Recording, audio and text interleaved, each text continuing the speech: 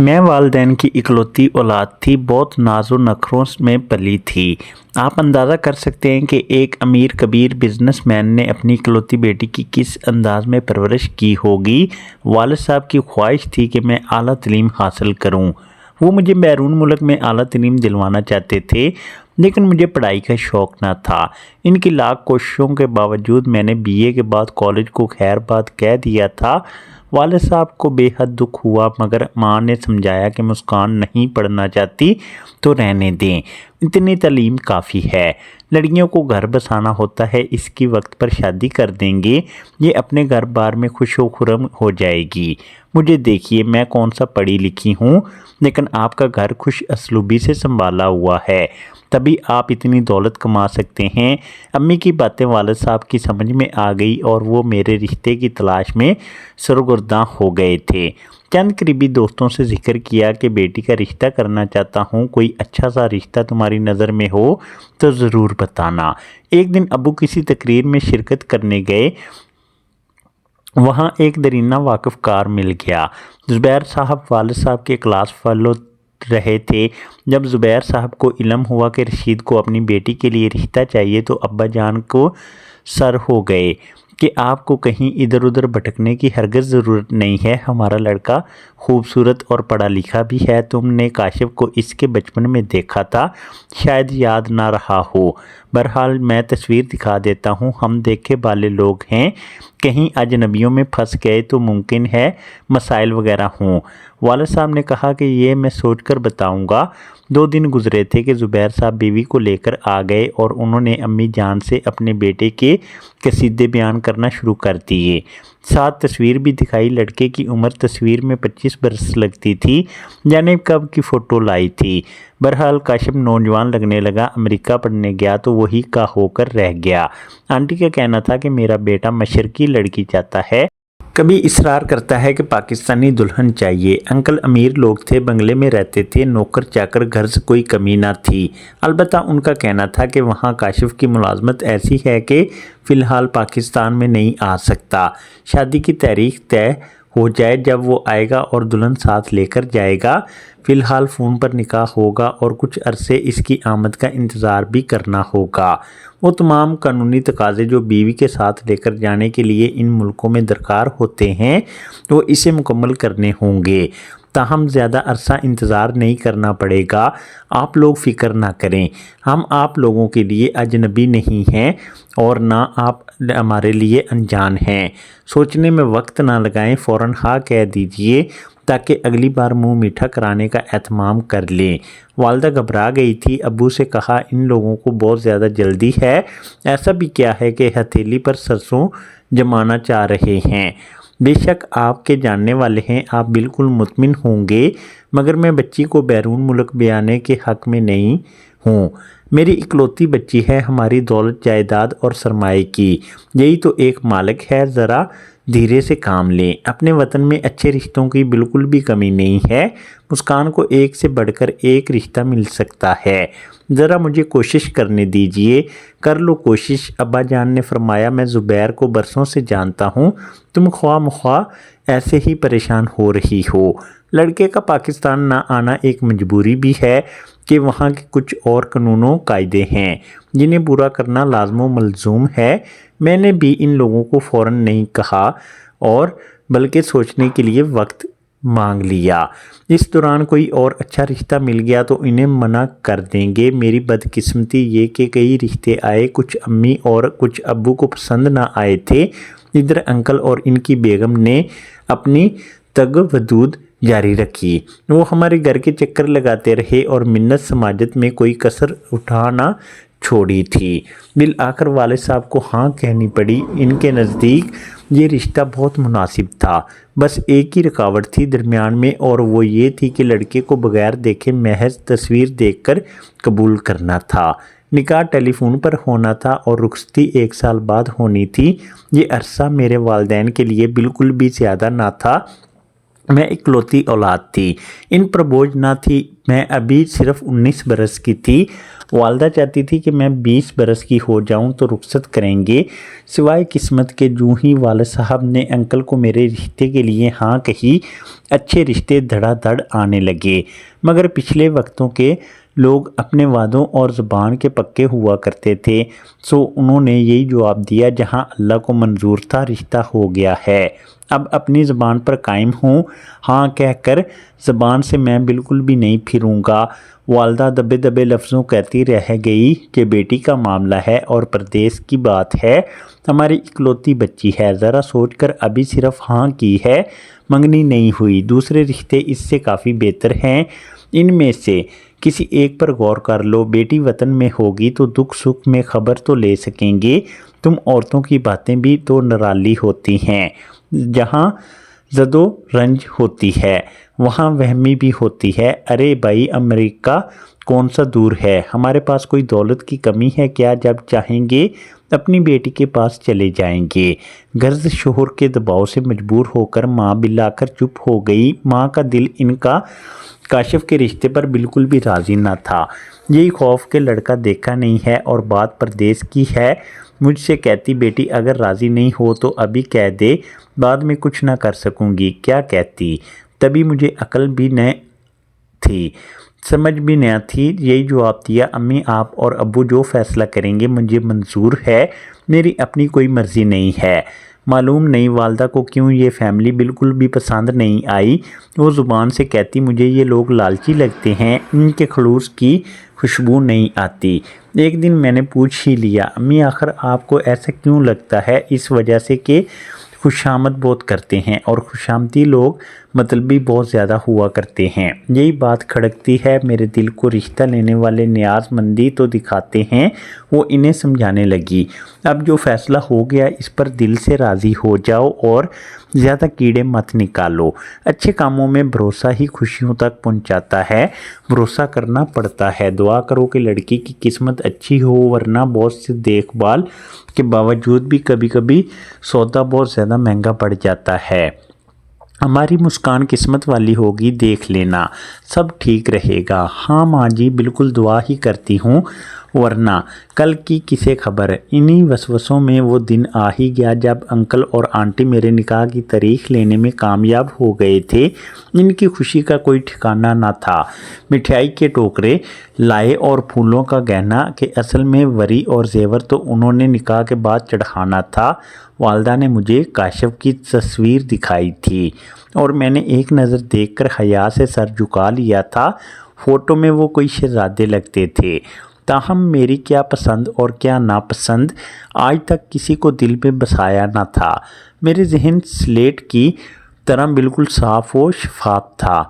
एक दिन मुकर्ररा तारीख और वक्त पर अंकल और आंटी अपने 4 गवाह के हमरा आ गए। मौलवी साहब को भी साथ लाए थे। पलक झपकते टेलीफोन पर निकाह हो गया और मैं बिन देखे काशिफ की मनकू हो गई। 1 साल का अरसा पलक झपकते बीता। इस दौरान वालदैन ने मेरा ख्वाब सारा जहेज़ बना लिया। 2 दिन पहले काशिफ अमेरिका से तशरीफ़ ले आए और धूमधाम से मेरी रुखसती हो गई। 3 ट्रकों पर जब मेरे जहेज़ का सामान इनके बंगले में उतारा गया तो सास ससुर की आंखें खुल गई थी। वालिद साहब ने एक बंगला शादी से कबल मेरे नाम किया हुआ था। एक शानदार गाड़ी भी उन्होंने मुझे दी हुई थी। हालांकि इन्हें भी मालूम था कि मुझे काशिफ के हमरा अमेरिका जाना है, मगर मोहब्बत से मजबूर थे। चाहते थे बेटे की रुखसती के वक्त सभी चीज़ें जहेज़ में दे दें। हालांकि बज़ाहिर मेरे सास ससुर ने ऐसा कोई मुतालबा नहीं किया था। वो कहते थे कि हमें बस लड़की से गर्ज है, जहेज़ दें या नहीं आपकी खुशी है। वालिदैन की ज़िंदगी में ऐसी खुशी का दिन दोबारा कब आना था। मैं इनकी वाहद औलाद हूँ, हर शय इनकी मुझे ही मिलनी थी। सो उन्होंने सब अरमान निकाले। रुखसती हो गई और मैं दुल्हन बनकर काशिफ के घर आ गई थी।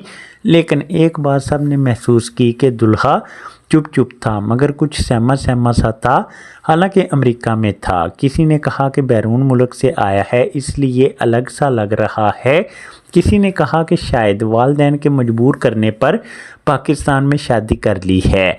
गर्ज जितने मुंह उतनी बातें थी। میں پھولوں کی سیج پر دلہن بنی بیٹھی تھی۔ رش کم ہو گیا اور رات کا 1 بج گیا مگر دلہا صاحب کمرے میں نہ آئے۔ بیٹھے بیٹھے کمر دکھنے لگی، جی چاہتا تھا کہ بستر پر لیٹ جاؤں اور سو جاؤں۔ اکیلی کمرے میں گھونگھٹ اوڑھے بیٹھی تھی۔ بالآخر کمرے میں آہٹ ہوئی۔ کاشف صاحب اندر تشریف لائے اور سامنے پڑے ہوئے صوفے پر بیٹھ گئے تھے۔ میں انتظار میں تھی کچھ بات کریں گے مگر انہوں نے کوئی بات نہ کی اور نہ گھونگھٹ اٹھا کر میرا چہرہ دیکھا بلکہ کش لینے لگے تھے۔ اس حرکت پر وحشت زدہ ہو کر میں نے خود ہی گھونگھٹ اٹھا دیا۔ سوچا امریکہ میں دلہنیں اس طرح گھونگھٹ نکال کر نہ بیٹھتی ہوں گی، تبھی انہیں معلوم نہیں ہوگا کہ دلہن کا گھونگھٹ اٹھانا ہوتا ہے اور اسے منہ دکھائی بھی دینی ہوتی ہے۔ منہ دکھائی باڑ میں، بات تو کم از کم کر لیتے، مگر خاموشی اتنی زیادہ گہری تھی کہ میرا دم گھٹنے لگا تھا۔